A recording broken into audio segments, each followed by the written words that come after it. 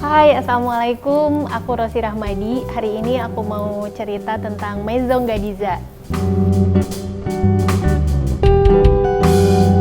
Awalnya tertarik untuk berbisnis fashion itu, jadi waktu itu mulai ingin mengenakan busana muslim atau tepatnya modest karena aku masih mix and match baju yang ada. Nah, karena nggak mau pakai baju mama, jadi pengen menemukan personal style sendiri dan mulailah aku berkarya.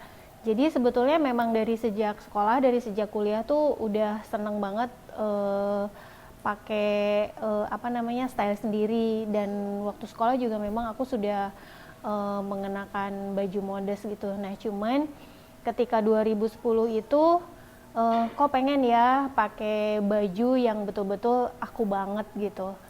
Nah, di 2010 itu sebetulnya belum banyak pilihan, dan waktu itu baru mulai lahir hijabers, terus mulai banyak brand modest yang baru-baru, dan di situ juga aku mulai berkarya.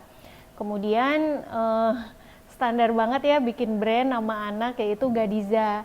Tapi kemudian setelah belajar sama Mas Jaya, aku tahu bahwa Gadiza itu mudah untuk diucapkan, mudah untuk dibaca, dan ketika store ada di pinggir jalan, mobil lewat dengan kecepatan tinggi, Gadiza sangat mudah sekali dibaca gitu. Nah, itu baru belajarnya itu kemudian.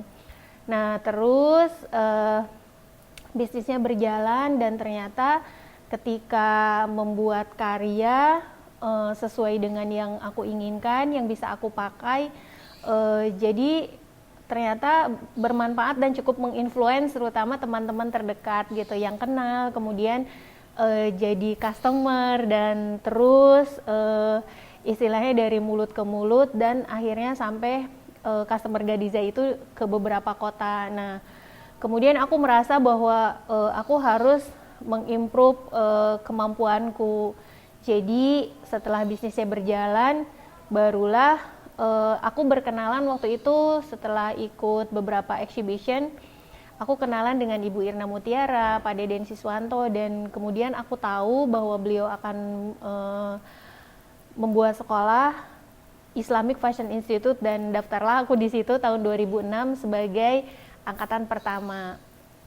Jadi setelah sekolah di Islamic Fashion Institute tahun 2010, aku belajar banyak hal tentang fashion, kemudian mulai memperbaiki DNA brandku. Jadi kalau sebelumnya fashionpreneur aja, sekarang menjadi fashion designer, dan kemudian keduanya itu dikombinasikan. Aku jadi tahu bagaimana membuat satu produk yang berkonsep, kemudian aku juga jadi tahu bahwa membuat satu koleksi itu melalui proses yang cukup panjang, mulai dari riset, kemudian mencari inspirasi, bagaimana menentukan tema, kemudian menuangkan inspirasi tersebut ke dalam mood board, dan mood board itu gunanya banyak banget dan sangat fungsional ya, membantu pekerjaan seorang fashion designer.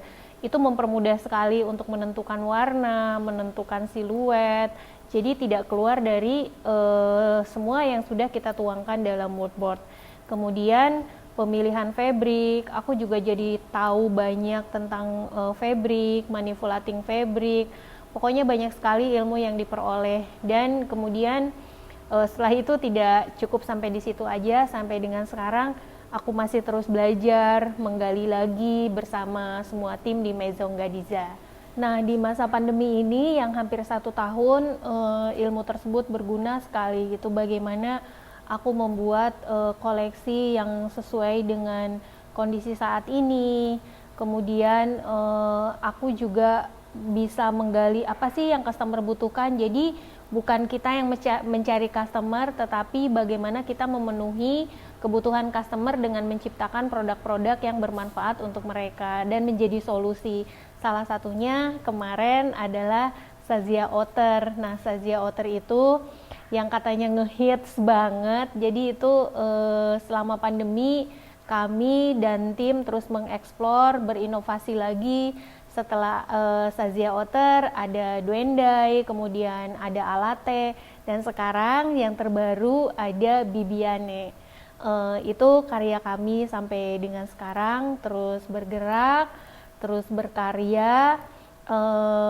Salah satu pesan dari mentor kita bahwa ketika kita terus berkarya, terus bergerak, terus kreatif, itu tentu kita akan bisa berhasil melewati masa ini gitu.